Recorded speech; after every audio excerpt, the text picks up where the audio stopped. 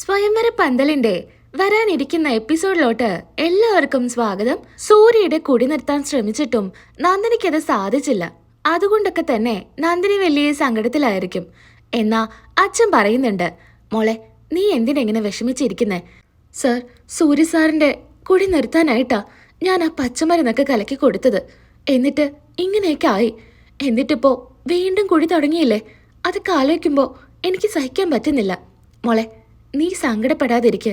Sir, അങ്ങനെയല്ല. എന്നാലും എനിക്ക് ഈ വീട്ടിൽ നിൽക്കാൻ പോലും ഇപ്പൊ തോന്നുന്നില്ല.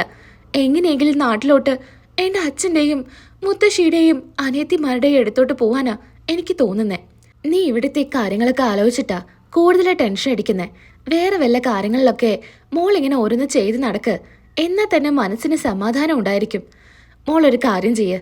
മോൾക്ക് ചെടികളൊക്കെ ഒത്തിരി ഇഷ്ടമല്ലേ? മോള് കുറച്ച് ചെടികൾ പോയി വാങ്ങിക്ക്. എന്നിട്ട് ടെറസില് മോൾക്ക് ഇഷ്ടപ്പെടുന്ന രീതിയിൽ അതൊക്കെ അലങ്കരിച്ച് വെക്ക്. എന്നിട്ട് അത് പരിചരിക്ക്. അപ്പൊ തന്നെ കൂടുതൽ സമാധാനം തോന്നും മനസ്സിന്. ഇതാ മോളീ പൈസ കൊണ്ട് പോയി ചെടികളൊക്കെ വാങ്ങിക്ക്. അങ്ങനെ നന്ദിനി പൈസ വാങ്ങിക്കുന്നു. കൂടെ പോകുന്നത് വീട്ടിൽ പുതിയതായിട്ട് ജോലിക്ക് വന്ന ഒരു പെൺകുട്ടിയായിരിക്കും. ആ പെൺകുട്ടിയെ ആ വീട്ടിലെ ജോലിക്കായിട്ട് അയച്ചത് തന്നെ മിത്രയായിരിക്കും. നന്ദിനിക്കിട്ടൊരു പണി കൊടുക്കാനായിട്ടാണ് ജോലിക്കായിട്ട് അവളെ പറഞ്ഞു വിട്ടിരിക്കുന്നത്. ഇക്കാര്യം മിത്രയോട് വിളിച്ച് പറയുന്നുണ്ട്. മാഡം, ഇന്നിവളെ കുറച്ച് ചെടികൾ വാങ്ങിക്കാനായിട്ട് പുറത്തു പോകുന്നുണ്ട്. എന്നാലേ നീ ഒരു കാര്യം ചെയ്യ. അവള് വാങ്ങിക്കുന്ന ചെടിക്കുള്ളില് നീ ഞാൻ പറയുന്ന ഒരു സാധനം വെക്കണം. വീട്ടിൽ നിന്ന് കളവ് പോയില്ലേ, ആ സ്വർണ്ണാഭരണങ്ങളാണ് മിത്ര ചെടിക്കുള്ളിൽ വെക്കാനായിട്ട് പറയുന്നത്. മിത്രയുടെ ആൾക്കാർ തന്നെയാണല്ലോ വീട്ടിൽ നിന്ന് ആഭരണം മോഷ്ടിച്ചതും പിന്നീട് നന്ദിനിയെ തട്ടിക്കൊണ്ട് പോവാൻ ശ്രമിച്ചതൊക്കെ. അങ്ങനെ ആഭരണങ്ങളെ ചെടിക്കുള്ളിൽ വെക്കാനായിട്ട് പറയുന്നു. ഇതൊന്നും അറിയാതെ നന്ദിനി ചെടികളെല്ലാം കൊണ്ടുപോയി വീട്ടിൽ വെക്കുന്നുണ്ട്. ഇതെല്ലാം നന്ദിനിയുടെ തലയിലിടാനാണ് മിത്ര ശ്രമിക്കുന്നത്. പിറ്റേ ദിവസം ഇൻകം ടാക്സ് ഓഫീസേഴ്സ് വീട്ടിലോട്ട് വരുന്നുണ്ട്. ഈ സമയത്ത് സൂര്യ പുറത്തായിരിക്കും. സൂര്യയോട് വിളിച്ച് കാര്യങ്ങളെല്ലാം പെട്ടെന്ന് പറയുന്നു. ഇത് കേൾക്കുന്നതും സൂര്യ അവിടെ നിന്ന് കൂട്ടുകാരന്റെ കൂടെ വീട്ടിലോട്ട് വരാൻ നിൽക്കുക. നല്ല കുടിച്ചാണ് വരുന്നത്. വരുന്ന വഴിക്കില് പോലീസുകാര് തടയുന്നുണ്ട്. വണ്ടിയിൽ കുപ്പിയും ഉണ്ടായിരിക്കും, കൂട്ടത്തില് നല്ല വെള്ളമായിരിക്കുമല്ലോ. അതുകൊണ്ട് പോലീസുകാര് അവിടെ പിടിച്ചു വെക്കുന്നുണ്ട്. ആ വഴിക്ക് മിത്ര വരുന്നുണ്ട്. ഇതെല്ലാം മിത്രയുടെ പ്ലാൻ ആണല്ലോ. അങ്ങനെ സൂര്യയെ കാണുന്ന മിത്ര അവിടെ വണ്ടി നിർത്തുന്നു. അങ്ങനെ പോലീസുകാരോട് സംസാരിക്കുന്നുണ്ട്. എന്തിനാ ഇയാളെ ഇവിടെ പിടിച്ചു നിർത്തിയിരിക്കുന്നേ? ഇയാളെ വിട്. അങ്ങനെ വിടാനൊന്നും പറ്റില്ല. എന്തായാലും കുടിച്ച് വണ്ടി ഓടിച്ചതാ. അതിന് ഇയാളല്ലേ വണ്ടി ഓടിച്ചത്? ഇദ്ദേഹമല്ലേ? പിന്നെന്തിനാ ഇയാളെ പിടിച്ചു വെച്ചിരിക്കുന്നേ? സൂര്യ വിട്. സൂര്യ ആരാണെന്ന് കരുതിയിട്ടാ? ആരാണെങ്കിലും വിടാനൊന്നും പറ്റില്ല. ഞാനുണ്ടല്ലോ, എൻ്റെ അച്ഛനെ വിളിച്ചാല് നിങ്ങൾക്കിപ്പോ സസ്പെൻഷൻ കിട്ടും. അത് വേണോ? ഞാൻ ആരാണെന്ന് കരുതിയിട്ടാ നിങ്ങൾ ഇങ്ങനെയൊക്കെ സംസാരിക്കുന്നേ? മാഡം, ഇയാളെ വേണമെങ്കിൽ വിടാം. പക്ഷേ കാറ് അത് ഞങ്ങൾക്ക് സ്റ്റേഷനിലോട്ട് കൊണ്ടുപോയേ പറ്റൂ. അതിന് തടസ്സം നിൽക്കാൻ മാഡം നിൽക്കരുത്. ശരി സൂര്യ, നീ എൻ്റെ കൂടെ വാ.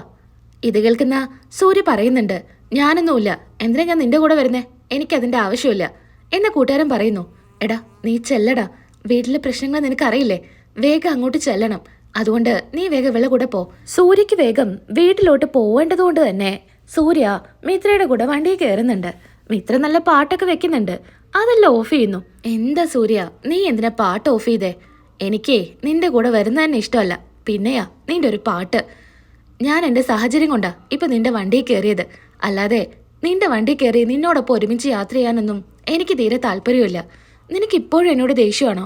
എന്തിനാടാ നീ എന്നോട് എങ്ങനെ ദേഷ്യം കാണിക്കുന്നേ? അതൊക്കെ കഴിഞ്ഞു പോയില്ലേ?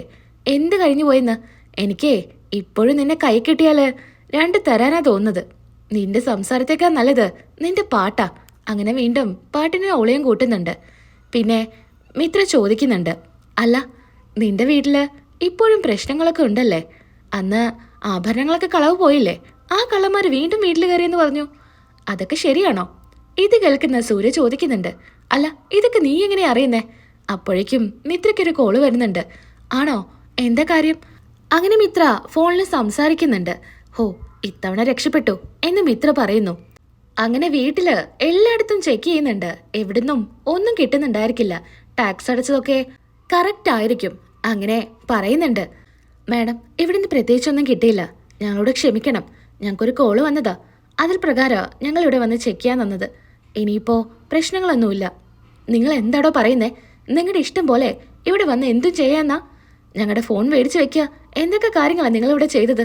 മാഡം, ഞങ്ങൾ പറഞ്ഞല്ലോ, ഞങ്ങൾക്കൊരു തെറ്റ് പറ്റിയതാ, ക്ഷമിക്കുക. എന്തായാലും ഇത് ഞങ്ങൾ ഡ്യൂട്ടിയാ, അത് ഞങ്ങൾ ചെയ്തു, അത്ര കരുതിയാൽ മതി. എന്നാ അവിടെ ജോലിക്ക് നിൽക്കുന്ന ആ സ്ത്രീ കൂട്ടത്തിലുള്ള ഒരാളോട് കൺകൊണ്ടിങ്ങനെ കാണിക്കുന്നുണ്ട്, മുകളില് ചെടിച്ചട്ടി ചെടിച്ചട്ടി എന്ന്. അയാൾക്കൊന്നും മനസ്സിലാവുന്നില്ല. ഓ, ഇയാൾക്കൊന്നും മനസ്സിലാവുന്നില്ല, ഇനിയിപ്പൊ ഞാൻ തന്നെ ഇടപെടേണ്ടി വരും എന്ന് അവളിങ്ങനെ മനസ്സ് ചിന്തിക്കുക. അങ്ങനെ സോറിയെല്ലാം പറഞ്ഞ് ഓഫീസേഴ്സൊക്കെ പുറത്തോട്ട് ഇറങ്ങി പെട്ടെന്ന് തന്നെ ഈ സ്ത്രീ മുകളിൽ പോയി ചെടിച്ചെടി താഴോട്ടങ്ങ് ഇടുന്നുണ്ട്. നിലത്ത് പൊട്ടിക്കിടക്കുന്ന ചട്ടിയും മണ്ണും കൂട്ടത്തിലൊരു കവറും കാണുന്ന ഓഫീസേഴ്സ് അത് എടുക്കുന്നുണ്ട്. തുറന്നു നോക്കുന്ന സമയത്ത് നിറയെ സ്വർണമായിരിക്കും. ഇത് കണ്ട് ഇത് തൻ്റെ സ്വർണ്ണാണെന്ന് പറയുന്നു. ഇവിടുന്ന് കളവ് പോയാ ഞങ്ങളുടെ സ്വർണം. അങ്ങനെ ഇത് കണ്ട് നന്ദിനിക്കൊന്നും മനസ്സിലാവുന്നില്ല. ഇതെങ്ങനെയാ ഇതിനുള്ളിലിപ്പോ സ്വർണം വന്നേന്നിങ്ങനെ ആലോചിക്കുകയാണ് നന്ദിനി. അങ്ങനെ ഓഫീസേഴ്സ് മുകളിലിരിക്കുന്ന ചട്ടികളെല്ലാം അങ്ങനെ പൊട്ടിച്ചു നോക്കുന്നുണ്ട്. എല്ലാറ്റിലും ആഭരണങ്ങൾ ഉണ്ടായിരിക്കും. ഇത് കണ്ട് എല്ലാവരും പറയുന്നു, ഇത് ഇവിടുത്തെ സ്വർണം തന്നെയാ. നിങ്ങൾ ഇങ്ങനെയൊക്കെ സംസാരിച്ചപ്പോ ഞാൻ കരുതിയില്ല ഇതുപോലെയൊന്നും ചെയ്യുമെന്ന്. എന്തായാലും നിങ്ങളുടെ സ്വർണ്ണമാണെങ്കിൽ എന്തിനാ ഇത് ചെടിച്ചട്ടിയിൽ ഒളിപ്പിച്ചു വെക്കുന്നേ? ഇതിലെന്തോ കള്ളത്തരമില്ലേ? ഇത് എന്റെ സ്വർണ്ണ, ഇത് എങ്ങനെയാ ചെടിച്ചട്ടിയിൽ വന്നേന്ന് ഞങ്ങൾക്ക് അറിയില്ല. ഇതിന്റെ ബില്ല് നിങ്ങളുടെ കയ്യിലുണ്ടോ? ബില്ലൊക്കെ ഉണ്ട്, നിങ്ങൾ നേരത്തെ നോക്കിയില്ലേ? ആ ഫയലിൽ തന്നെ ബില്ലുണ്ട്. അങ്ങനെ വേഗം ബില്ലെല്ലാം എടുത്ത് കൊടുക്കുന്നുണ്ട്. ഓക്കെ, അതൊക്കെ ശരിയാ, ഇതിൽ പറഞ്ഞിരിക്കുന്ന തന്നെയാ സ്വർണ്ണങ്ങള്. പക്ഷേ നിങ്ങൾ ചെയ്തു തൊട്ടും ശരിയായില്ല. ഇനി എന്തൊക്കെ കാരണങ്ങൾ കൊണ്ടാണെങ്കിലും ഞങ്ങൾ എന്തായാലും ഓഫീസിൽ പോയി ഇക്കാര്യങ്ങളൊക്കെ പറയുന്നുണ്ട്. ചിലപ്പോൾ നിങ്ങളെ അങ്ങോട്ട് വിളിച്ചേക്കും എന്നും പറഞ്ഞ് ഓഫീസേഴ്സ് അവിടെ നിന്ന് ഇറങ്ങുന്നുണ്ട്. എല്ലാവരും ദേഷ്യത്തിൽ നോക്കുന്നുണ്ട് നന്ദിനിയെ. പാവം നന്ദിനി അതൊന്നും അറിയുന്നില്ലല്ലോ. നീയല്ലേടി ഇത് ചെടിച്ചട്ടിയിൽ ഒളിപ്പിച്ചു വെച്ചത്? അയ്യോ മാഡം, മാഡം എന്താ ഇങ്ങനെയൊക്കെ പറയുന്നേ? ഞാൻ എന്തിനാ ചെടിച്ചട്ടിയിൽ ഒളിപ്പിച്ചു വെക്കുന്നേ? ഞാനൊന്നും വെച്ചിട്ടില്ല. ഇത് എങ്ങനെയാ ഇതിനുള്ളിൽ വന്നേന്ന് പോലും എനിക്കറിയില്ല. ഓ, ഒന്നും അറിയാത്തൊരു പാവം. നീയല്ലേടി ചെടിച്ചട്ടിയൊക്കെ അവിടെ സെറ്റ് ചെയ്ത് വെച്ചത്? നീ തന്നെ വാങ്ങിച്ചുകൊണ്ട് വെച്ചതല്ലേ? എന്തായാലും നീ തന്നെയാ ഇതിന്റെ പുറകിലെന്ന് എനിക്ക് നന്നായിട്ട് അറിയാം എന്ന് പത്മം പറയുന്നു. പത്മത്തെ എതിർത്തുകൊണ്ട് അച്ഛൻ പറയുന്നുണ്ട്, എന്തിനാ പത്മം നീ അവളെ കുറ്റപ്പെടുത്തുന്നേ? ആ ചെടി ഞാനാ അവളോട് വാങ്ങിച്ചോണ്ട് വീട്ടിൽ കൊണ്ട് വെക്കാൻ പറഞ്ഞത്. അവൾക്ക് അതൊക്കെ പരിചരിച്ച് ഉള്ളിലൊരു സമാധാനം ഉണ്ടാവട്ടെ എന്ന് കരുതിയിട്ട്. അല്ലാതെ അവൾ എന്തിനാ അതിലതൊക്കെ ഒളിപ്പിച്ചു വെക്കുന്നേ? ഇന്നലെയാ ആ ചെടികളൊക്കെ കൊണ്ടുവന്നത്. അതെന്തായാലും അവൾ വെച്ചതല്ല, അത് ഉറപ്പാ. ഇതിനിടയിൽ എന്തോ സംഭവിച്ചിട്ടുണ്ട്. അല്ലെങ്കിലും നിങ്ങൾ അവളെ സപ്പോർട്ട് ചെയ്ത് സംസാരിക്കുമല്ലോ. അതിപ്പോ എന്ത് കാരണമാണെങ്കിലും. ഇതേ കുറച്ച് സ്വർണ്ണമൊന്നുമല്ല, ഇത് 1 കോടി രൂപയുടെ സ്വർണ്ണമുണ്ട്. ഇവള് തന്നെ മോഷ്ടിച്ചിട്ട് ഇവള് മറ്റുള്ളവരെ തലയിലോട്ടിടാൻ നോക്കുക. എന്നിട്ട് ഇവളെ നിൽപ്പ് കണ്ടില്ലേ, ഒന്നും അറിയാത്ത പോലെ. എന്തിനാ ഇവളത് മോഷ്ടിക്കുന്നേ? ഇവളത് മോഷ്ടിച്ചാൽ തന്നെ ഇവളെന്തിനാ ഇവിടെ പിടിച്ചു നിൽക്കുന്നേ? അതുമായിട്ട് ഇവൾക്ക് പൊക്കൂടെ? എന്തിനാ ഇല്ലാത്തൊക്കെ പറയുന്നേ? നന്ദിനി കരഞ്ഞുകൊണ്ട് പറയുന്നുണ്ട്, സത്യമായിട്ടും ഇതിനെക്കുറിച്ച് എനിക്കൊന്നും അറിയില്ല. ഞാൻ എന്തിനാ സ്വർണ്ണം എടുക്കുന്നേ? ഇത് ഞാൻ എടുത്തൊന്നും അല്ല എന്നൊക്കെ പറഞ്ഞ് പൊട്ടിക്കരയുന്നുണ്ട്. സൂര്യ അങ്ങോട്ട് വരുന്നു. സൂര്യയുടെ കൂടെ മിത്രയും ഉണ്ടായിരിക്കും. മിത്രയെ കാണുമ്പോൾ ചിന്തിക്കുന്നുണ്ട്, ഇവനെന്താ ഇവളുടെ കൂടെ വരുന്നേ എന്ന്. സൂര്യ ചോദിക്കുന്നുണ്ട്, എന്താച്ചാ എന്താ പ്രശ്നം? നന്ദിനി ഇതിനൊക്കെ അറിയുന്നേ? ഇത് ഈ സ്വർണം ചെടിച്ചട്ടിന്ന് കിട്ടിയതാ, നന്ദിനിയെ വെച്ചെന്നാ പറയുന്നേ. നന്ദിനി എന്തിനാ അങ്ങനെ ചെയ്യുന്നേ? എൻ്റെ ഭാര്യ ഒരിക്കലും അങ്ങനെയൊന്നും ചെയ്യില്ല. നിങ്ങളെല്ലാവരും ചേർന്ന് ഇവളെ കുറ്റക്കാരിയാക്കുക. ഇവൾ ഒരിക്കലും ചെയ്യില്ല എന്ന് എനിക്ക് നന്നായിട്ടറിയാം. നീ അവളെ സപ്പോർട്ട് ചെയ്ത് സംസാരിക്കുമെന്ന് എനിക്ക് നന്നായിട്ട് അറിയാടാ. എന്തായാലും ഇവളുടെ പേരിൽ കേസ് കൊടുക്കണം. ഇവള് തന്നെയാ ഇത് എടുത്തത്. ഇനി ബാക്കിയെല്ലാം പോലീസുകാർ കണ്ടുപിടിക്കട്ടെ. എന്തായാലും ഇവളെ ഞാൻ വെറുതെ വിടില്ല. ഇത് കാണുന്ന സൂര്യ പറയുന്നു, നിങ്ങൾ എന്താ പറഞ്ഞേ? ഇവള് പോലീസിൽ ഏൽപ്പിക്കണമെന്നോ? അതൊന്നും നടക്കാൻ പോകുന്നില്ല. നിങ്ങൾ കേസ് കൊടുക്കുമെങ്കിലേ ഞാനും കേസ് കൊടുക്കാൻ തയ്യാറാ. ഇവളുടെ പേരിൽ നിങ്ങൾ കേസ് കൊടുത്താ നിങ്ങളുടെ പേരിൽ ഞങ്ങളും കേസ് കൊടുക്കും. എൻ്റെ ഭാര്യയെ വെറുതെ കുറ്റം ചാർത്താൻ നിൽക്കണ്ട.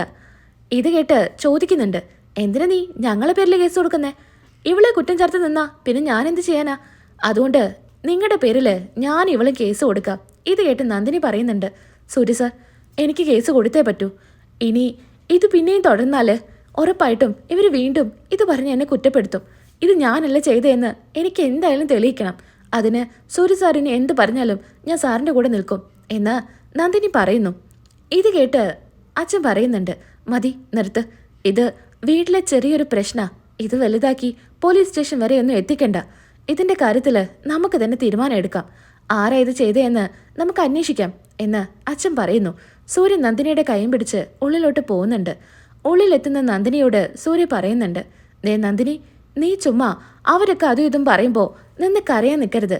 നീ ഒരു തെറ്റും ചെയ്തിട്ടില്ല എന്ന് നിനക്കറിയുന്നിടത്തോളം കാലം നീ എന്തിനാ പേടിക്കുന്നേ? വായ തുറന്ന് അവരോട് കാര്യങ്ങൾ പറയണം. നീ ഇങ്ങനെ പഞ്ചപാവായിട്ട് നിന്നിട്ടൊന്നും ഒരു കാര്യമില്ല. ഞാൻ പറഞ്ഞത് നിനക്ക് മനസ്സിലായല്ലോ നന്ദിനി. ഇനിയെങ്കിലും സ്ട്രോങ് ആയിട്ട് നിൽക്ക്. എൻ്റെ അമ്മ ആ സ്ത്രീ, അവർക്ക് ഒരു മനസ്സില്ല. അതിപ്പോ ആരോടാണെങ്കിലും സ്വന്തം മകനോട് പോലും നിന്റെ നല്ല മനസ്സ് കാണാനൊന്നും അവർക്ക് സാധിക്കില്ല നന്ദിനി. അതുകൊണ്ട് നീ നല്ല കണക്കിന് റിയാക്ട് ചെയ്യണം. ഇതൊക്കെ പറയുന്നതും സൂര്യബോധം കെട്ട് അവിടെ വീഴുന്നുണ്ട്. അത്രയും കുടിച്ചായിരിക്കും വന്നു കാണുക. എന്നാ ഇതൊക്കെ കണ്ട് നന്ദിനി പൊട്ടിക്കരയുന്നു. നാളത്തെ എപ്പിസോഡിൽ ബാക്കി റിവ്യൂ ആയിട്ട് വരാം. വീഡിയോ ഇഷ്ടമായാലൊന്ന് ലൈക്ക് ചെയ്തേക്കുക. സബ്സ്ക്രൈബ് ചെയ്യാത്ത കൂട്ടുകാരാണെങ്കിൽ ഒന്ന് സബ്സ്ക്രൈബും ചെയ്തേക്കുക. അപ്പം എല്ലാവർക്കും ടാറ്റാ.